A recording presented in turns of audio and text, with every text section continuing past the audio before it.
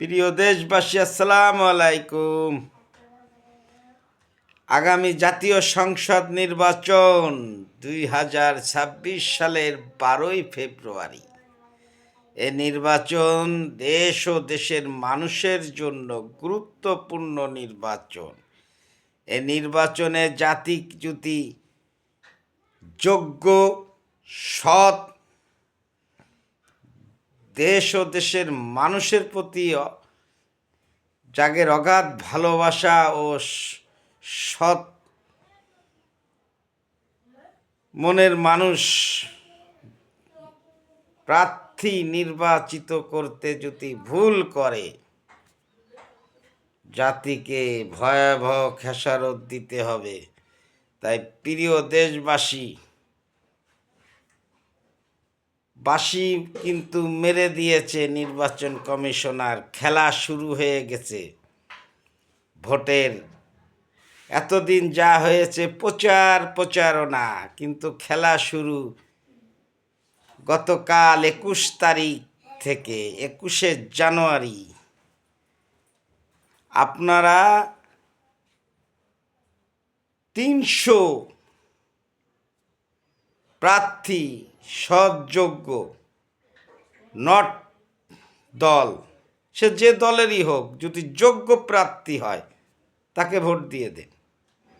সে নির্বাচিত হয়ে সংসদে চলে যাক। এখানে আমরা সৎযোগ্য প্রার্থী দেখব। 300টা সৎযোগ্য প্রার্থী যদি সংসদে পাঠাতে পারি, আলহামদুলিল্লাহ, সেই 300 জন যে সরকার গঠন করবে। কিন্তু ভালো যোগ্য প্রার্থী, তারা ভালো কাজই করবে। আমরা তাদের কাছে কিছু চাই আর না চাই, ভালো গাছের ভালো ফল। তাই আগামী 2026 সালে 12ই ফেব্রুয়ারি নির্বাচনে সৎযোগ্য প্রার্থীকে ভোট দেব আমরা।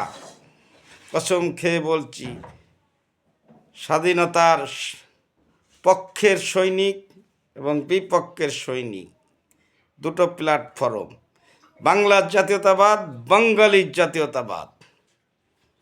আমরা 300 সৎযোগ্য প্রার্থী পাঠাবো।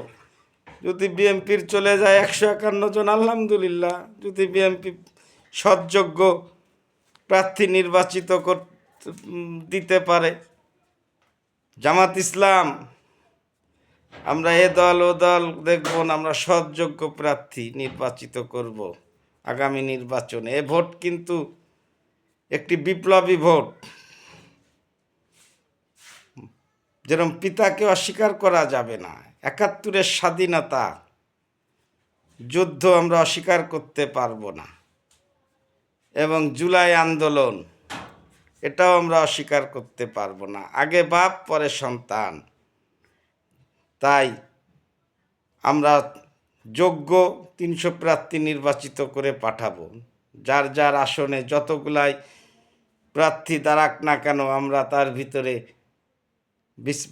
বিচার বিশ্লেষণ করব। ভালো মন্দ আমরা সবাই বুঝি। তাই ভালো প্রার্থী যে দলেরই হোক, তাকে ভোট দিয়ে সংসদে পাঠাবো ইনশাল্লাহ। এটাই আমাদের কসম, এবং এটাই হোক আমাদের 2026 সালে 12ই ফেব্রুয়ারির নির্বাচনী অঙ্গীকার। সকলে ভালো থাকবেন, সুস্থ থাকবেন। আল্লাহ হাফেজ।